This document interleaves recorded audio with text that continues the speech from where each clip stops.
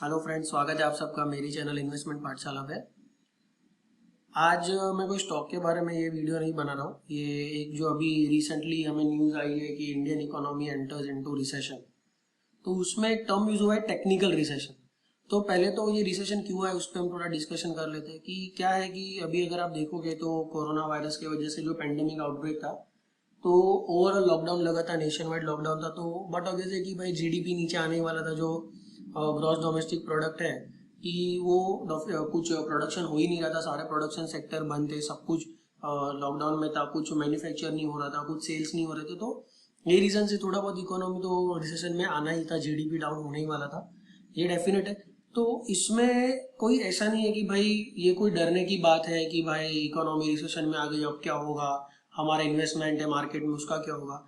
तो इसके लिए तो हमारे पास एक सबसे बड़ा एग्जांपल जापान का ही ले लेते हैं कि जापान में क्या हुआ था जब एटम बॉम्ब फूटा था, तो कंट्री टोटली डिस्ट्रॉय हो गया था, खत्म हो गया था सब वहां पे। फिर भी उन्होंने कितना बड़ा पेस पे रिकवरी किया है, और ओवरऑल अभी वो डेवलप नेशन में काउंट होता है, सबसे अच्छी इकोनॉमी में काउंट होता है। तो ये कोई डरने की बात नहीं है, इसमें कोई ऐसा नहीं है कि भाई पैनिक हो जाए कि भाई ये पोस्ट आ गया कि डरने इकोनॉमी रिसेशन में तो हम डर गए, हमारा इन्वेस्टमेंट खींच लिया। थोड़ा बहुत डाउन साइड आ सकता है, बट जो इन्वेस्टर्स रहता है, जो इन्वेस्टर है, जो लॉन्ग टर्म में इन्वेस्ट करने वाले हैं, उनके लिए बहुत बड़ी अपॉर्चुनिटी है। ये मैंने मेरे पहले वीडियोस में भी बताया है कि जो भी बैड न्यूज रहती है वो इन्वेस्टर्स का हमेशा बेस्ट फ्रेंड होता है। तो वापस आपको ये अपॉर्चुनिटी मिल रही है, इसे आप डर के या इससे आप डर के मतलब अपना इन्वेस्टमेंट कम कर दो, ऐसा मत करिए। कैश रखिए हाथ में, कोई भी पैनी स्क्रिप्ट बोले या कोई विदाउट फंडामेंटल्स देखे कोई स्क्रिप्ट में इन्वेस्टमेंट करने बोले तो वैसे मत करिए। फंडामेंटल्स चेक करिए, उसके बाद ही उसमें इन्वेस्ट करिए। और ऐसे टाइम पे हमेशा मार्केट लीडर में इन्वेस्ट करना चाहिए, क्योंकि यही हमारा पोर्टफोलियो स्ट्रॉन्ग करके आगे जाके बहुत बड़ा रिटर्न देगा। अभी ये टेक्निकल रिसेशन क्या होता है, तो जो सबसे पहले न्यूज आई है मनी कंट्रोल पे वो देख लेते हैं। उसमें क्या बताया कि India enters recession as GDP contract 7.5% in July September, जो जुलाई सितंबर वाला क्वार्टर था उसमें। और the Indian economy is contracted by 23.9% in the April to June quarter. तो ये सिंपल है कि ये बता रहा है कि भाई दो कंसेक्यूटिव क्वार्टर में अपना जीडीपी कम हुआ, इसके लिए इसको हम रिसेशन काउंट करते हैं, इसको टेक्निकल रिसेशन बोलते हैं इन सिंपल वर्ड्स के। व्हाट इज टेक्निकल रिसेशन, तो दो अगर कंसेक्यूटिव मतलब दो कंटिन्यूस दो क्वार्टर में अगर इकोनॉमी नीचे आता है या जीडीपी ग्रोथ जो है वो कम होता है, तो उसे हम टेक्निकल रिसेशन बोलते हैं, जो शॉर्ट टर्म के लिए था, लॉन्ग टर्म के लिए नहीं रहता है। तो इसमें जैसे मैंने आपको बताया, जापान का एग्जांपल ले लो, कंट्री जीरो होने के बाद भी इतना अच्छा डेवलप हो गई। सेम यहाँ पे है, पैंडेमिक था, सभी को पता है कि लॉकडाउन था, बहुत लोगों की जॉब चली गई, क्योंकि बहुत जो छोटे छोटे बिजनेस थे वो बंद हो गए, एक मार पड़ी है उनको। तो उसके वजह से ये रिसेशन आया है, क्योंकि वहां से प्रोडक्शन कम हुआ है। ओवरऑल आगे आने वाले टाइम में वापस अब रिकवरी होगी, क्योंकि हमारी गवर्नमेंट बहुत बहुत अच्छा इस पे काम कर रही है। सबसे पहले तो उन्होंने जो रिवाइव करने के लिए जो ट्राई कर रहे हैं वो एट इट बेस्ट है। और ये problem not only India, overall world में आया है। और ये जो प्रॉब्लम को इंडियंस ने संभाला है, जो हिसाब से इंडियन गवर्नमेंट ने संभाला है, वो और कोई कंट्री की गवर्नमेंट कर ही नहीं पाई है। तो इसमें ऐसा नहीं है कि गवर्नमेंट को भी ब्लेम कर सकते हैं, इसमें ऐसा भी नहीं है कि और किसी को ब्लेम कर सकते हैं। एक सिंपल बात है कि भाई पेंडेमिक थे, इसको हम सिस्टमेटिक रिस्क बोलते हैं। सिस्टमेटिक रिस्क क्या होता है कि कभी भी ये रिस्क को अवॉइड नहीं कर सकते, तो ये रिस्क अवॉइडेबल नहीं था। ये पेंडेमिक अचानक से आ गया, किसी ने इसके बारे में सपने में भी नहीं सोचा था, इसको हो 1 साल हो गया। फिर भी हमारी गवर्नमेंट ने सबसे पहले क्या सोचा कि भाई जो हमारे सिटीजन है, जो हमारे देश में रहने वाले, उनको कुछ नहीं होना चाहिए। तो सेम अगर अगर इकोनॉमी के बारे में सोचते और लॉकडाउन नहीं लगाते, तो फिर ओवरऑल हम जो सिटीजन है, जान की ज़्यादा हानि होती थी। जैसे यूएसए में हमने देख ही लिया, उन्होंने इकोनॉमी को प्रायोरिटी दी और हमने सिटीजन्स को प्रायोरिटी दी। तो फर्क ये हो गया कि उनकी इकोनॉमी तो हिट हो गई, साथ में बहुत ज़्यादा डेथ भी हुई, बहुत ज़्यादा कोरोना वायरस के केसेस भी बढ़े। पर इंडिया में बहुत ज़्यादा डेथ नहीं हुई है और कोरोना केसेस भी बहुत ज़्यादा नहीं बढ़े। इसके अलावा अगर हम देखें तो यहाँ पे लिखा है the Indian economy has officially entered a technical recession with 2 consecutive quarters of negative growth in gross domestic product. तो यही मैंने आपको पहले बताया कि टेक्निकल रिसेशन क्या होता है। 2 कंसेक्यूटिव क्वार्टर में अगर फॉल होता है जीडीपी में, तो उसे टेक्निकल रिसेशन बोलते हैं। तो यहाँ पे क्या लिखा है, real GDP for the September quarter contracted 7.5% year on year on the back of steep contraction in manufacturing, construction and services. तो ये 3 सेक्टर की वजह से ही रिसेशन है, क्योंकि मैन्युफैक्चरिंग बंद था, प्रोडक्शन टोटली बंद था, कुछ ज्यादा सब लॉकडाउन था, तो कोई जॉब पे नहीं जा पा रहा था, कोई वॉक पे नहीं जा पा रहा था, सभी घर में कहते। तो ये रीजन से ये रिसेशन आया हुआ है। इसके अलावा अभी अगर हम देखें तो दूसरी भी कंट्रीज है जिनकी इकोनॉमी कॉन्ट्रैक्ट हुई है, जिनके जीडीपी फॉल हुए, बट जैसे जैसे अनलॉक होते जाएगा, जैसे अभी अनलॉक हो रहा है, जैसे वैक्सीनेशन आ रहा है, जो हमारी गवर्नमेंट बहुत ज्यादा और बहुत एग्रेसिवली इस पे ध्यान दे रहे हैं। जैसे हमारे जो प्राइम मिनिस्टर है माननीय नरेंद्र मोदी जी, वो खुद पुणे में जो सीरम इंस्टीट्यूट है वहां पे जाने वाले हैं। वो खुद पर्सनली इसका ध्यान रख रहे हैं। उन्होंने अपनी एक मीटिंग में भी बताया था कि जितना हो सके उतना जल्दी वैक्सीनेशन पे ध्यान देंगे। सारे स्टेट गवर्नमेंट को इन्फॉर्म किया है कि कैसे वैक्सीनेशन डिस्ट्रीब्यूशन होगा, उस पर ध्यान देंगे।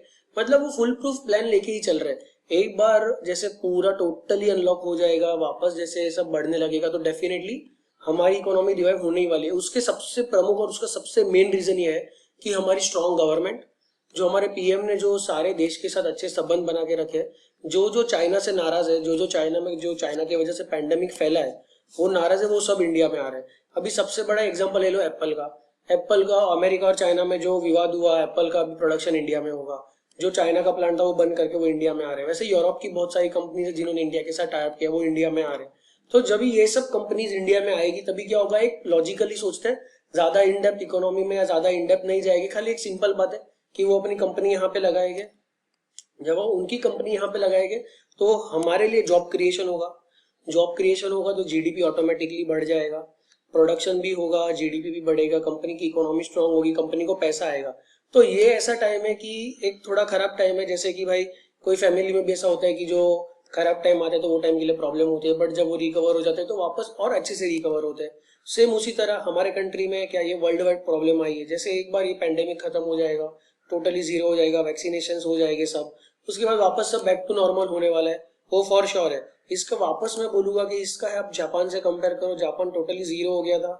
इतना बड़ा जो वहां पे एटम बम फूटा था, 2 एटम बम फूटे थे, टोटली डिस्ट्रॉय हो गई थी कंट्री, उसके बाद भी वो लोग ने रिकवर हुआ, वो लोग ने डेवलप कंट्री बन के दिखाया। तो सेम उसी तरह इंडिया डेवलप कंट्री बन जाएगा। बहुत ईजी है इंडिया के लिए, क्योंकि इंडिया के पास वर्कफोर्स है। इंडिया की सबसे ज्यादा जो पॉपुलेशन है वो वर्किंग कैटेगरी में आती है, तो वो भी इंडिया के लिए बहुत बड़ी बेनिफिट है। तो ये जो रिसेशन की न्यूज आई है, ये जो टेक्निकल रिसेशन आया है, इसमें मैं आपको यही एक बात बताऊंगा कि जरा भी पैनिक होने की जरा भी जरूरत नहीं है। इनफैक्ट कैश पे बने रहिए, अपने हाथ में कैश अच्छा रखिए। जब जब मौका मिले तब तब हम जो भी मार्केट लीडर स्टॉक है उसमें इन्वेस्ट करेंगे। मार्केट लीडर अभी जैसे कि हम देखें कि एल एंड टी को बहुत सारे ऑर्डर्स मिल रहे हैं। रिसेंटली उन्हें जो अहमदाबाद और दिल्ली का मेट्रो का भी ऑर्डर मिला, मुंबई अहमदाबाद के मेट्रो का ऑर्डर मिला। तो वो भी मैं अपने आने वाले एक वीडियो लाऊंगा एल एंड टी पे, उसमें भी आप देख पाओगे कि जो एल एंड टी है, मतलब एल एंड टी के बारे में क्या क्या उनके पास कितने ऑर्डर इन हैंड है, तो वो मार्केट लीडर हो गया। उसके अलावा रिलायंस है, जो रिलायंस और मोदी जी ने अभी एक मीट की थी जिसमें रिलायंस ने बताया था कि हम पावर सेक्टर है, जनरेटिंग सेक्टर, उस पर बहुत ज्यादा फोकस करेंगे। तो रिलायंस पे फोकस करिए। रिलायंस रिटेल आ रहा है, रिलायंस जियो है, तो ये एक है जो मार्केट लीडर है। उसके अलावा मैं आपको फोकस करने के लिए बोलूंगा केमिकल सेक्टर पे, फार्मा सेक्टर पे। तो ये सारे सेक्टर का एक पोर्टफोलियो बनाएंगे मार्केट लीडर्स के साथ, अच्छे फंडामेंटल्स वाली कंपनी के साथ। ऐसा तो है नहीं कि मार्केट लीडर है तो भाई बहुत महंगा शेयर होगा, सस्ते शेयर भी होते हैं मार्केट लीडर में। तो वही मैं आपको बताना चाहता हूँ। और इसके अलावा यहाँ पे ये भी लिखा है the pace of contraction was slower than analyst estimates. तो जो एनालिस्ट थे उन्होंने एस्टिमेट जो किया था ना, उससे तो स्लो ही हुआ है। इतना उन्होंने बहुत ज्यादा एक्सपेक्ट किया था पर उतना फॉल नहीं आया। उन्होंने कॉन्ट्रेक्शन था जो 8.8% किया था जो रूटर से, और ब्लूमबर्ग वाले ने 8.2% किया था, बट ये उससे भी कम ही फॉल है। मतलब ये देख सकते कि वो लोग ने, ये जो कंपनी है वो बहुत सालों से ये सब बिजनेस में है, वो ये बहुत सालों से ये सब आंकड़े लेके आती है, पर वो भी यहाँ पे रॉन्ग पड़ रहे। क्यों? क्योंकि हमारी गवर्नमेंट बहुत अच्छा परफॉर्म कर रही है इनके सामने।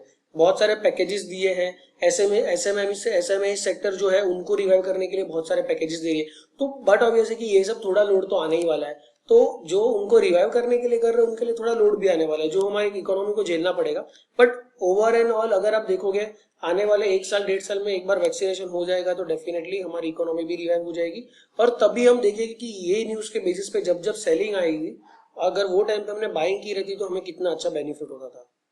और इसके अलावा यहाँ पे भी देखेंगे, however the data also showed that the country has begun its gradual recovery following the nationwide lockdown in April May June which has flattened the economy. तो ये यही बता रहा है कि ग्रेजुअल रिकवरी भी स्टार्ट हो गई है। ये न्यूज आई है रिसेशन की, उसके पहले तो ये भी आ गया कि भाई रिकवरी भी स्टार्ट हो गई है। उसके अलावा the real GDP for April June 2020 is contracted 23.9%। ये तो पता है, ये इतना बड़ा फॉल कभी नहीं हुआ, पर इतना बड़ा वायरस है, इतना बड़ा पेंडेमिक भी कभी नहीं आया। तो ये हम 2 पॉइंट लेके चलेंगे। उसके अलावा जो जुलाई सितंबर 2019 था तभी जीडीपी ग्रोथ था 4.4%। तो ये भी यहाँ पे दिख रहा है। तो इसका मतलब क्या कि हमारी जो जीडीपी है वो समवेयर नियर 23% से फॉल हुई है ये वाले क्वार्टर में, और रिकवरी ऑलरेडी स्टार्ट हो गई है। तो यहाँ पे पैनिक मत होइए, अपना पोर्टफोलियो मत बेचिए, अपने पोर्टफोलियो में से क्वालिटी स्टॉक तो जरा भी मत बेचिए।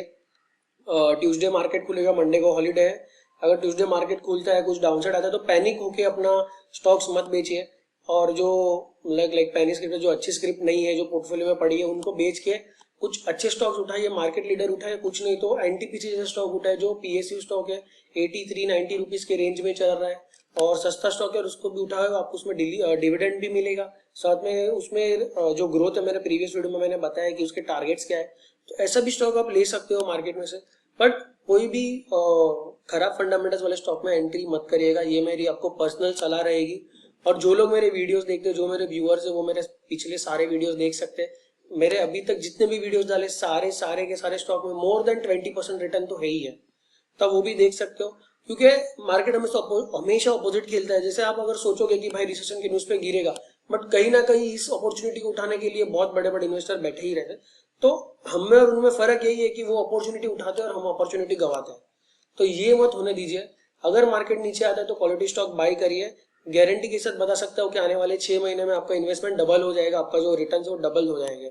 तो ये ध्यान रखिए, डरिए मत, पैनिक मत होइए, और ओवरऑल सेफ रहिए। थोड़ा बहुत कम टाइम है वैक्सीन आने में, तो एक ऐसा ना हो जाए कि भाई किनारे पे पहुंच के हमारी नाव डूब जाए, तो ऐसा मत होने दीजिए। इवन मोदी जी ने बताया था कि वैक्सीनेशन आने में सिर्फ 2 महीने है, वैक्सीन आ जाएगा एक बार, फिर कोरोना खत्म हो जाएगा। तो 2 महीने अपने आप को संभाल लीजिए, अगर 1 साल संभाले तो और 2 महीना थोड़ा संभाल लेंगे, सेफ रहेंगे, डिस्टेंस मेंटेन करेंगे, मास्क लगा के चलेंगे।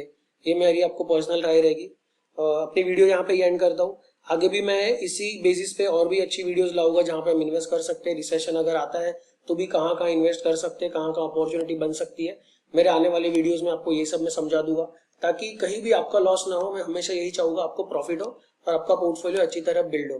तो वीडियो अपनी यहाँ पे एंड करता हूँ। वीडियो अच्छी लगी तो लाइक करिए, चैनल सब्सक्राइब करिए। चैनल सब्सक्राइब करने में आपको कोई चार्जेस नहीं लगते, बट आपका उसमें प्रॉफिट है, क्योंकि आने वाली आपको सारी इन्फॉर्मेशन फ्री ऑफ कॉस्ट और एक प्रॉपर मैनर में जो जेन्युइन इन्फॉर्मेशन है वो मिलती रहेगी। Thank you friends, happy investing.